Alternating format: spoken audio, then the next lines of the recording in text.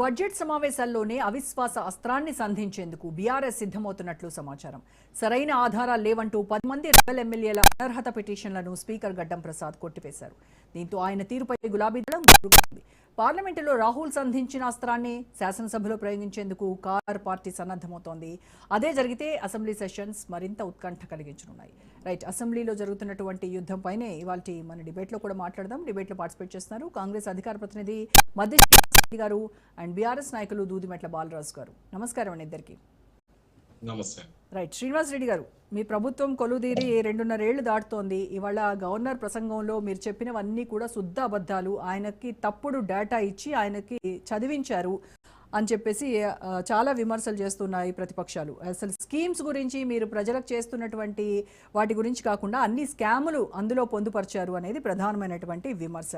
6 గ్యారంటీలు అని హామీ ఇచ్చారు కదా, మరి సగం కాలం పూర్తయిపోయింది మీరు అధికారంలోకి వచ్చి. 6 గ్యారంటీల చట్టబద్ధత విషయంలో ఇప్పటికీ కూడా ఒక క్లారిటీ లేదు. ఏం చెప్తారు దీనిపైన? గుడ్ ఈవినింగ్ అండి. న్యూస్ ప్రధానికానికి, రోజా గారికి, అక్కడ ఉన్నటువంటి ప్యానెల్లో ఉన్నటువంటి బాలరాజు గారికి, తదితర పెద్దలకు.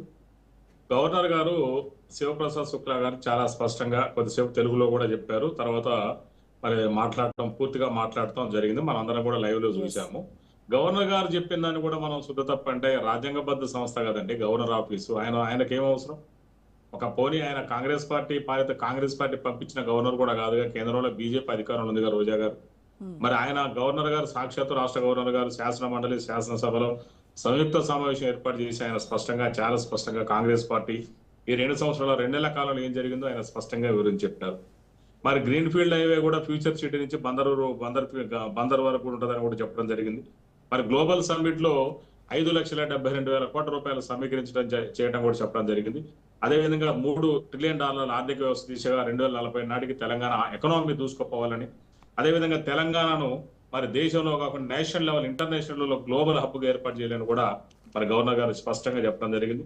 అదేవిధంగా మనం చూసాం ఇవాళ ఆ రోజు బీఆర్ఎస్ ప్రభుత్వం 10 సంవత్సరాల కాలంలో ఒక్క వ్యక్తి కూడా రేషన్ కార్డు ఇవ్వలేదు. కానీ కాంగ్రెస్ పార్టీ వచ్చిన తర్వాత దాదాపు 15,12,000 తెల్ల రేషన్ కార్డులు ఇవ్వడం జరిగింది. అదేవిధంగా ఒక్కొక్కరికి 6 కిలోల చొప్పున బియ్యం ఇవ్వడం కూడా జరుగుతుంది. మనం చాలా స్పష్టంగా చూసాం. మరి అదేవిధంగా మహిళలకు ఉచిత బస్సు ద్వారా 2,69,269,60 టికెట్లు మరి వాళ్ళకి కొడితే దాదాపు 9,222 కోట్ల రూపాయలు ఇవాళ మహిళలకు మరి ఆదా చేయడం కూడా జరిగింది. అదేవిధంగా మహాలక్ష్మి పథకానికి కూడా మరి 42,90,000 కుటుంబాలకు సబ్సిడీపై 500 రూపాయలకు మరి ఎల్పీజీ గ్యాస్ ఇవ్వడం జరిగింది. మరి గృహలక్ష్మి ద్వారా పేద కుటుంబాలకు 200 యూనిట్ల ఉచిత విద్యుత్ అనేది కూడా 53,09,000 కుటుంబాలకు ఇవ్వడం జరిగింది.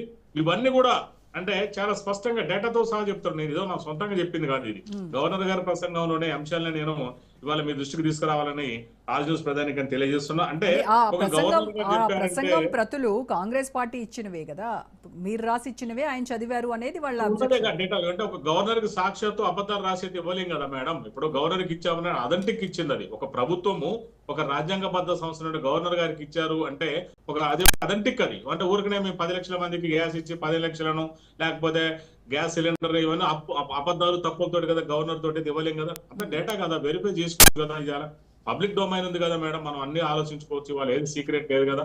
గవర్నర్ గారు సాక్షాత్తు ఏదైతే మహిళలకు కావచ్చు అందరికి ఏ రకాల లబ్ధి పొందారు అనేది కూడా చాలా క్లుప్తంగా ఎలాంటి శృతి లేకుండా సూటికి ఇవాళ మరి అసెంబ్లీ సాక్షిగా ప్రజానీకానికి మనందరం లైవ్ లో చూసాం. సో ఇవన్నీ ఏంటంటే బీఆర్ఎస్ కానీ బీజేపీ కానీ ఏం అర్థం కాని పరిస్థితి, ఏం పాల్గొని పరిస్థితికి వచ్చింది.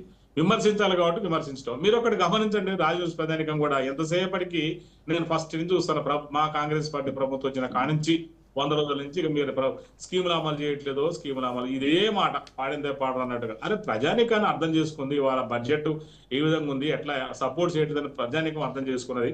ఉన్న దాంట్లో బడ్జెట్ లో మరి ఒక్కొక్క స్కీమ్ని కనుక నిమ్మలంగా అమలు చేసుకుంటూ వస్తున్నాము. మా బట్టి విక్రమార్క కావచ్చు, సీఎం గారు కావచ్చు, ఒక్కొక్కటి జోడెట్లాగా ముందుకు పోయి ఇలా ప్రభుత్వాన్ని ముందు తీసుకుపోతున్నారు. అదేవిధంగా నిన్న కూడా తమలగా చెప్పారు కదా, ఈ నెల 22న రైతు భరోసా వేస్తామని కూడా చెప్పారు. సిద్దిపేట జిల్లా నర్మేటలో ప్రకటించడం అని కూడా చేయడం జరుగుతుందని చెప్పారు. అదేవిధంగా తొలి విడతలో 3,590 కోట్ల రూపాయలు సుమారు 70 లక్షల మంది రైతులకు ఇవ్వడం జరుగుతుందని, అదేవిధంగా ఏప్రిల్ లాస్ట్ వరకు కూడా సుమారుగా 9,000 కోట్ల రూపాయలు కూడా అందరు రైతులకు ఇవ్వడం జరుగుతుందని కూడా మరి చాలా స్పష్టంగా చెప్పడం జరిగింది.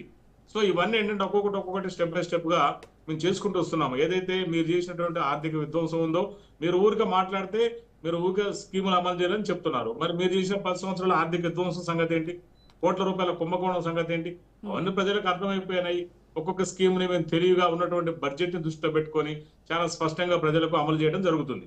ఇవాళ ఏ స్కీమ్ అయినా కూడా ఎప్పుడు ఎక్కడ ఏ విధంగా ఇంట్రొడక్షన్ చేయాలి, ఏ విధంగా దాన్ని ప్రజెంట్ చేయాలి, ఏ విధంగా ప్రొడ్యూస్ చేయాలి, ఏ విధంగా ప్రజెంటేషన్ చేయాలి, ఒక దిశానిర్దేశం తోటి ఇవాళ కాంగ్రెస్ పార్టీ చాలా స్పష్టంగా ముందుకు పోతుంది.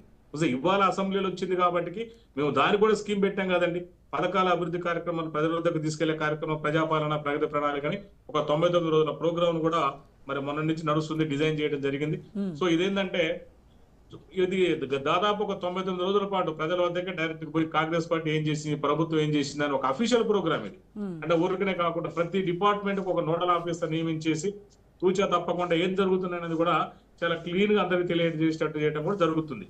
సో ఇట్లాంటి పరిస్థితుల్లో ఇవాళ మన అసెంబ్లీ సమావేశాలు జరుగుతున్నాయి. ఇందాక మీరు చెప్పారు మరి అసెంబ్లీ స్పీకర్ మీద వాళ్ళు అవిశ్వాస తీర్మానం ప్రవేశపెడతారంటే వాళ్ళకు ఉన్నటువంటి ఎమ్మెల్యేలు 37 మంది ఎమ్మెల్యేలు ఉన్నారు వాళ్ళకు. మరి 37 మంది ఎమ్మెల్యేలు సరిపోరు కదా అవిశ్వాస తీర్మానం ప్రవేశపెట్టాలంటే. సో అఫ్ కోర్స్ అది వీగిపోతుంది ఏదైనా కావచ్చు, వాళ్ళకి ఆ పెట్టే ధైర్యం ఉందని కూడా నేను అడుగుతున్నా. మరి నాకైతే డౌటే. అసెంబ్లీలో జనరల్ గా ఏంటంటే 10% అసెంబ్లీలో అవిశ్వాస తీర్మానం ప్రవేశపెట్టాలంటే ముందైతే ఒక 10% ఎమ్మెల్యేలు సంతకాలు పెట్టాలి. అంటే దాదాపు ఒక 12 మంది ఎమ్మెల్యేలు సంతకాలు పెడితే సరిపోతుందని నేను అనుకుంటున్నాను మేబీ. సో అది పెట్టాలే వాళ్ళు. మళ్ళీ పైగా వాళ్ళు పెట్టగానే కాదు కదా, గవర్నర్ యొక్క అది మళ్ళీ స్పీకర్ కూడా యాక్సెప్ట్ చేయాలి, దాన్ని ప్రభుత్వం యాక్సెప్ట్ చేసి ఈ చర్చను ఒప్పుకోవాలి. మరి అదొకటి ఉంది ఇందులో. సో ఇవన్నీ స్టెప్ బై స్టెప్లు ఉంటాయి. ఏదో అక్కడ ఢిల్లీలో జరిగింది, కాంగ్రెస్ పార్టీ పెట్టింది, 118 మంది ఎంపీలు సంతకం పెట్టారు, అది దేశ స్థాయిలో జరిగింది, అది ఓం బిర్లా మీద పెట్టడం జరిగింది. ఆ విధంగా మేము కూడా చేద్దామని కాపీ పేస్ట్ లాగా చేస్తే ఎట్లా? మీకున్నటువంటి పరిస్థితి, మీకున్నటువంటి పరిధి, మీరు చేస్తేనేమో ఒప్పు, వాళ్ళు చేస్తేనేమో తప్పు, మీరు చేస్తేనేమో ఏముంది మేడం? వీళ్ళు చేయడానికి ఏం జరుగుతుంది చెప్పండి? అసలు మీకు కూడా సరైనటువంటి సంఖ్యాబలం లేదు కదా లోక్సభలో, మీకు కూడా సంఖ్యాబలం లేదు.